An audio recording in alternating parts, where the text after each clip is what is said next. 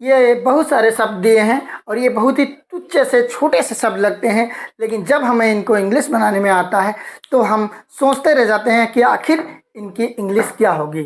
जैसे कि इसके बाद के अलावा, इसके लिए, इतने में, इतना तो, इतनी देर, इतने सारे, इतना ही और ताकि। चलो वीडियो स्टार्ट करते हैं और देखते हैं इन तुच्छ से छोटे से शब्दों की इंग्लिश क्या होती है। तो पहला वर्ड दिया है इसके बाद, और इसके बाद को हम इंग्लिश में लिखते हैं आफ्टर दैट। क्या लिखते हैं? After that. इसके बाद मैं तुमसे मिलने आऊँगा, इसके बाद मैं ये काम कर लूँगा, इसके बाद मुझे वहाँ जाना है। तो उस सेंटेंस में, तो इसके बाद की इंग्लिश को हम सर्वप्रथम लिख देते हैं। सबसे पहले हम लिख देते हैं इसके बाद। आफ्टर डेट, आगे मैं कुछ भी लिख सकता हूँ। इसके बाद मैं तुमसे मिलने आऊँगा। After that I will come to meet you. I will come to meet you. इसके बाद मैं तुमसे मिलने आऊँगा। इसके बाद मैं पढ़ाई करूँगा। I will study. After that I will study. तो इसके बाद हो गया। अब है के अलावा। तो के अलावा के लिखते हैं, के लिए लिखते हैं बिसाइड्स। इसके अलावा या के अलावा, ध्यान रहे, लिख देते हैं बिसाइड्स, के अलावा। ध्यान रहे, बिसाइड मत लिख देना। अगर हम बिसाइड लिखेंगे तो हो जाएगा साथ साथ में। मैं तुम्हारे पास बैठूंगा, मतलब बराबर में। मेरा घर प्लेटफार्म के पास है, आई मीन बिसाइड, तो वो चीज़ होता है बिसाइड। लेकिन यहाँ पर क्या है? बिसाइड्स, तो के अलावा। इंग्लिश के अलावा, वो सॉरी, हिंदी के अलावा मैं इंग्लिश बोल सकता हूँ। बिसाइड्स हिंदी, हिंदी के अलावा मैं इंग्लिश बोल सकता हूँ। बिसाइड्स हिंदी, कामा लगा देंगे। आई कैन स्पीक मुंह से निकल रहा है। I can speak English. I can speak English. तो के अलावा हो गया। अब आता है इसके लिए। इसके लिए मैं सब कुछ कर सकता हूँ। इसके लिए मैं वहाँ जा सकता हूँ। इसके लिए तुम्हें पुलिस के पास जाना होगा। तो इसके लिए, तो इसके लिए का अर्थ हो, इंग्लिश में हम लिख सकते हैं इसको फॉर दिस। For this. और फॉर दिस को इससे ही सेंटेंस को स्टार्ट कर देंगे। फॉर दिस, इसके लिए मैं कुछ भी कर सकता हूँ। ये बहुत ज़्यादा बोला जाता है भाई। इसके लिए आई कैन, इसके लिए मैं कुछ भी कर सकता हूँ। आई can do anything. Anything. For this I can do anything. इसके लिए मैं कुछ भी कर सकता हूँ। कुछ भी का मतलब कुछ भी। एक कहावत तो आपने सुनी होगी, everything is fair in love and वार। तो वो वाली दशा है। इसके लिए मैं कुछ भी कर सकता हूँ। सब कुछ जायज़ है। प्रेम और युद्ध के लिए, संग्राम के लिए कुछ भी जायज़ है। तो I can do everything. Now come to the next point. The given point is इतने में। इतने में, इतने में होता है meanwhile. It's meaning, it's English meaning meanwhile. इतने में डब्लू नहीं बन रहा है मुझसे, बताओ, ये हालत है। इतने में, मीन वाइल। इतने में तुम्हारे पापा आ गए, इतने में मम्मी आ गई, इतने में सारा काम हो गया।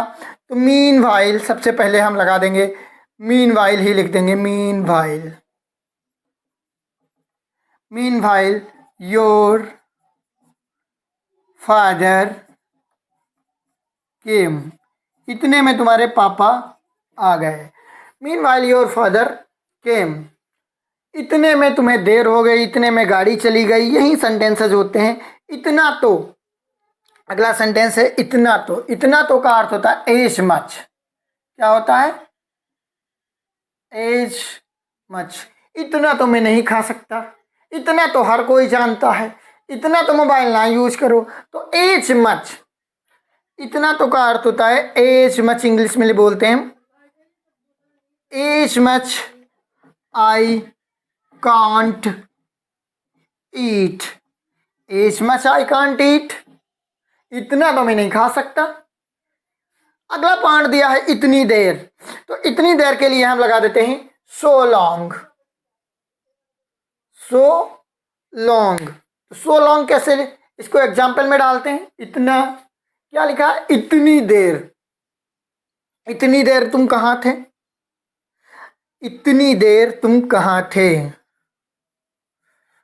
बहुत सिंपल सा, यही तो सब पूछते हैं, अरे भैया इतनी देर तुम कहाँ थे, अब आए हो। ये वाला sentence, where have you been for so long. इतनी देर तुम कहाँ थे। अब अगर हमें बोलना हो इतनी देर कहाँ थे, तो हम बोलेंगे वेयर वर यू, काम समाप्त, इतना ही बोल दो बस, वेयर वर यू। लेकिन हमें साथ में टाइम देना होता है, तब हम बोलते हैं where have you been for so long.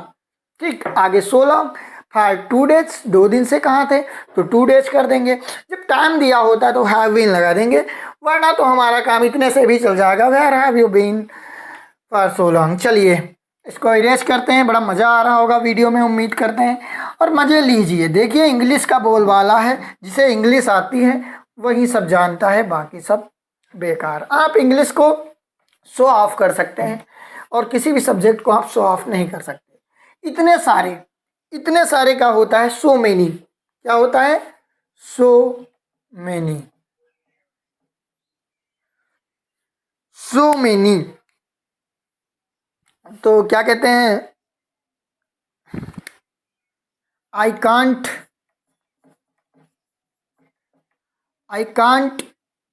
eat so many mangoes. अब भैया मैंगो का सीजन चल रहा है, तो मैंगो की ही बात की जाएगी। आई can't eat so many mangoes, बहुत सारे मैंगो नहीं खा सकता मैं। आई can't eat so many mangoes. वैसे मैं तो खा सकता हूँ बहुत अच्छे आम, आम मेरा बहुत फेवरेट फल है, तो मैं तो खा सकता हूँ कई सारे मैंगोज को भी। लेकिन हम कहेंगे क्या? आई can't eat so many mangoes. अगला है इतना ही। तो इतना ही के लिए हम लिख सकते हैं ओनली दिस। क्या लिख सकते हैं? Only this. मुझे इतना ही पता है, मैं इतना ही पढ़ूंगा, मैं इतनी ही देर टीवी देखूंगा, मैं इतना ही मोबाइल चलाऊंगा। तो इतना ही, मुझे इतना ही पता है। I know only this. I know only this. मुझे इतना ही पता है। I know only this. ताकि का अर्थ है सो डेट। सो डेट को कैसा एग्जाम्पल में डालेंगे, देख लीजिए। सो डेट का अर्थ है ताकि मैं आ सकूं। ऐसा कर दीजिए ताकि मैं आ सकूं। वहां मत जाइए ताकि हालात खराब ना हो जाए, ताकि मैं आ सकूं। So that I could come. So that I could come. तो इन तरीके से इन सेंटेंस को हम बना सकते हैं। छोटे छोटे पॉइंट थे, छोटी छोटी हिंदी मीनिंग थी, छोटे छोटे हिंदी वर्ड थे, जिनकी हमें इंग्लिश नहीं पता होती है, लेकिन जब हम बोलने बैठते हैं तब हम फंस जाते हैं। तो इन्हीं शब्दों के साथ हम इंग्लिश को फ्लुएंट तरीके से बोल सकते हैं। उम्मीद है वीडियो पसंद आया होगा। भैया वीडियो पसंद आया है तो आप सब्सक्राइब कर दीजिए हमारे चैनल को। हमारे चैनल पर बस इसी तरीके के इंग्लिश स्पीकिंग पर वीडियो मिलेंगे, और इंग्लिश लैंग्वेज पर मैं कम बनाता हूँ, इंग्लिश स्पीकिंग पर ही मिलेंगे। आप चैनल को सब्सक्राइब कर दीजिए और बहुत सारा प्यार दीजिए हमारे वीडियोज़ को। वीडियो आप देख नहीं रहे हैं, वीडियो शेयर कीजिए, इधर उधर फैलाइए वीडियो को, हमारे चैनल को फैलाइए, जिससे आपको और अच्छा सब कुछ ज्ञान मिल सके। मिलेंगे अगले वीडियो में, तब तक के लिए बाय बाय। मेरा इंतज़ार करना।